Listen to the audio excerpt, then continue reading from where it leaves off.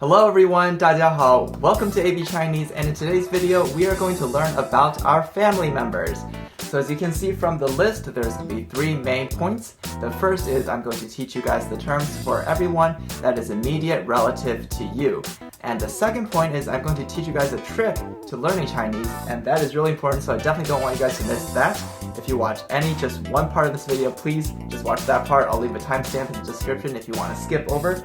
And finally, at the very end, I'll just teach you guys a quick phrase to introduce your family members to other people. So let's get started. 我们开始吧. Alright, so let's get started with all of our family members. And today's video, I think I'm going to format a little bit differently. You know, normally when I make these videos, I only show you guys like the relevant things, and I try to keep it pretty fast-paced and cut out all the unnecessary things. But today, we're going to do it in real time and live, and hopefully with no cuts if all goes well. Let me know after you watch this video if you like this style. So this maybe feels a little bit more as if you were in a classroom and I'm teaching you in real time. And let me know if you prefer this style or my older style, which is shorter videos and just only the relevant data, cuts. Alright, so let's get started. I'm assuming you guys already know it's just me, so we're not going to spend much time on that. From me, the most important thing to start with is your mother, because she gave birth to you. So in Chinese, that is mama. And it looks like this. That's the character. Oh, gotta write around it now. It's the same character, but you'll notice that in the pinyin, the first one is a first tone, and the second one is a neutral tone. In Chinese, this happens a lot. I think I've mentioned this before in my past videos. When you have a repeating word, the second one often kind of drops the tone. So you just go mama as opposed to mama. And I think it's really interesting how in so many cultures, you kind of have like the same sound for your mother. It's just kind of funny. Maybe we all came from the same place. The second one, Baba. Oh, that's not the right tone. Baba. All right, so this is father, your dad.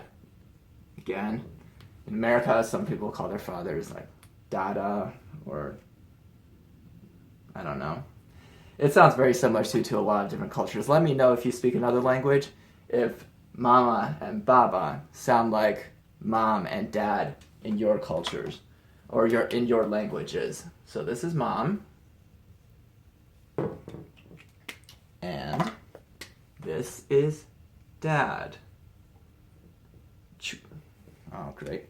I can't keep track of all these colors. I'm going to make all the guys blue and all the female red.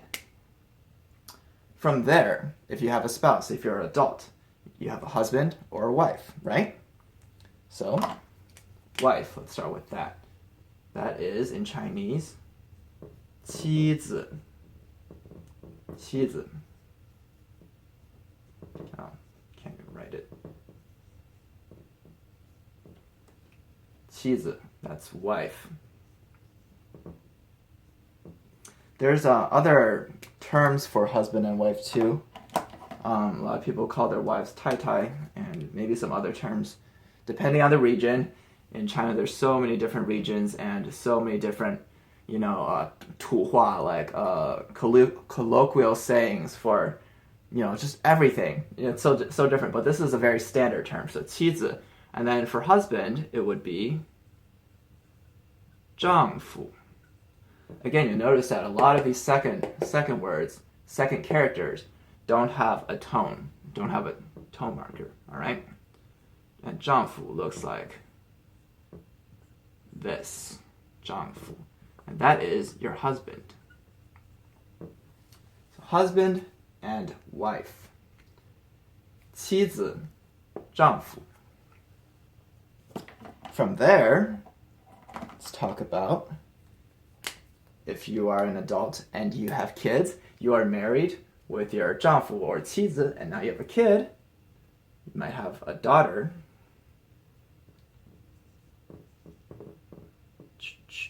That is 女儿. That was too far. This one actually does have a tone marker. So that's going up. This is third tone. 女儿. And that looks like this. This is daughter. And once we learn the term for son, you'll see kind of like a small pattern with this one. For son, it's 儿子, okay? Looks like this. So actually, you can think of this kind of as like the English. You know how like in English you have male, for example? And then female is just male with a prefix attached to it, right? Female, that turns male into feminine. So, by itself can also mean son. So this is kind of like female son. So that's like a daughter. So that's kind of like the pattern there. Alright, so what about your siblings? Well, in Chinese, we actually differentiate quite a bit between siblings. Well, we differentiate quite a bit with all family members.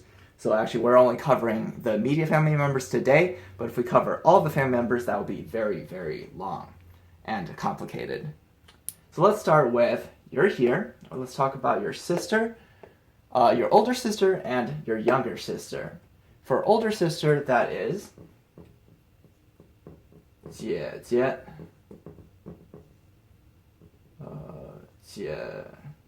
姐姐. Yeah, so that was a neutral tone.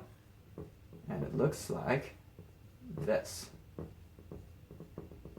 I'm sorry if my handwriting doesn't look that good. You can look these up in a dictionary to see a prettier version of all of these. So this is older sister. All right. And then 妹妹 is younger sister. 妹妹.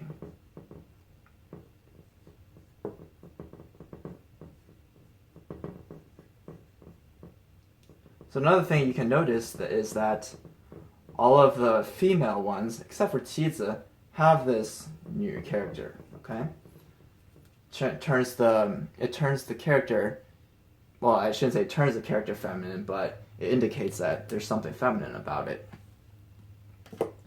And we don't really see that pattern for guys. We don't have a radical for male. All right, I can't reach over there. I'm gonna have to slide this over.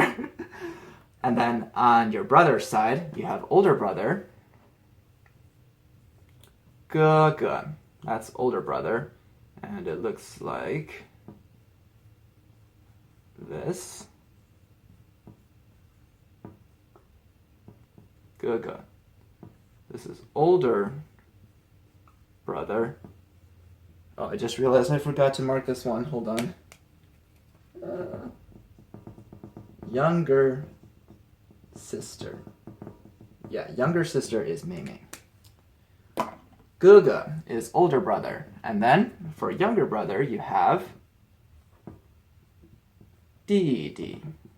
弟弟.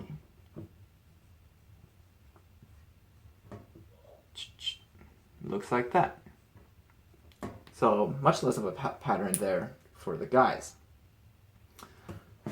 Alright, so that is all of your immediate family members. Let's go over all of them again. For your... Oh no, hold on. Alright, 我, that's you. If you're married, you have 丈夫, your husband, or 妻子, wife. Your mom is mama, and your dad is baba. And then older sister, 姐姐. Younger sister is 妹妹.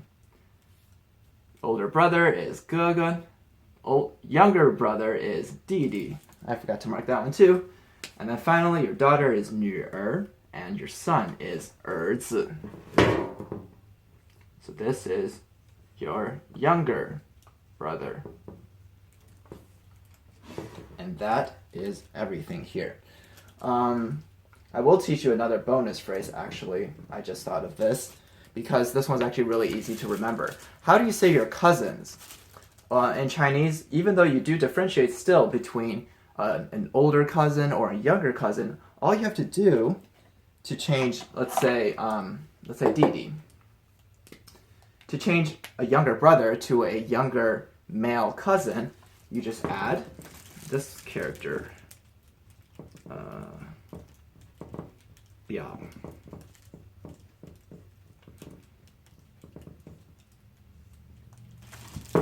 We just add this character, and it's pronounced biao. Biao di. That is a younger male cousin. And if you add that in front of ge, for example, that would be biao ge. That's an older male cousin. Biao mei is a younger female cousin, and biao jie is an older female cousin. So that should be pretty simple to remember. That's your little bonus of the day. All right, absorb it all in, pause it if you need to. We're going to move on to the next section now. Okay, so now we've reached the important part of the video. I'm going to teach you a trick for learning Chinese. And actually, I kind of already covered this in one of my other videos. I think you'll know what I'm talking about if you've seen that video. But today is the application for how we're going to use it, and I'm going to walk you through this because you can apply it to a lot of these characters about family members. So let's see. Do we remember what this character is? Yes, this is dad, all right? Pronounced ba. What we're talking about today is the phonetic component of Chinese characters to help you remember not only how to write these characters, but how to pronounce them. Are any of you on HSK2, studying HSK2? I just made a video track for HSK2. If you haven't seen that video, you can go check that out. But this is the very first character in HSK2, right? Do you remember how to pronounce it? This is ba. All right, so actually, this component right here is the phonetic component, and that is a character by itself, and it's usually pronounced something like ba. What that means is not important, but for you as a learner, especially at this stage when you're a beginner, this is something to help you. This is a tool to help you remember characters, especially when both of these characters are something you're studying. They're both very basic characters that have a lot of use in Chinese. This is something you want to focus on when you're studying. The only difference between these two characters really is a tone change. All right, let's look at another one. This is like partially quiz time. What's this one? Do we remember? This is mom. And this is pronounced, I ran out of space. Ma. What do you think we're going to talk about right now, okay? We're going to talk about this component. That by itself is pronounced ma, okay? This is actually really common. This is an animal a lot of you guys, maybe young girls like. Horse. This is horse. See, both of these have a phonetic component that will help you remember how to pronounce these characters. And there's so many more. Let's look at ge. You have 5 seconds to remember what this word means. This is older brother, right? I'm just going to leave it on the side. Ge, pronounced ge. And here's another one that is in your vocab. Ooh, it might be HSK2 or HSK1. I can't remember. Well, anyways, this is pronounced exactly the same thing, actually. This is ge, but this means song, right? 唱歌. This is a song, so this component is a phonetic component here, and it's usually pronounced something like ge. If you pay attention to that, that'll help you remember. What about di, younger brother? This one isn't an exact one, right? So this is pronounced di, and it looks like that. And there's another one, another word that you guys are learning that looks like this. Not exactly the same, but very similar. DE, I think it's the vocab that you learn in HSK. The first D, E. All right, notice that similarity. Erase that. All right, so let's keep going because I ran out of room on the other one. So let's talk about sisters now, all right? 姐. This is older sister, right? Older sister. And let's look at this component on the right. This is a character by itself, and this is pronounced 且. I think this might be an HSK2 or HSK3, I'm not sure.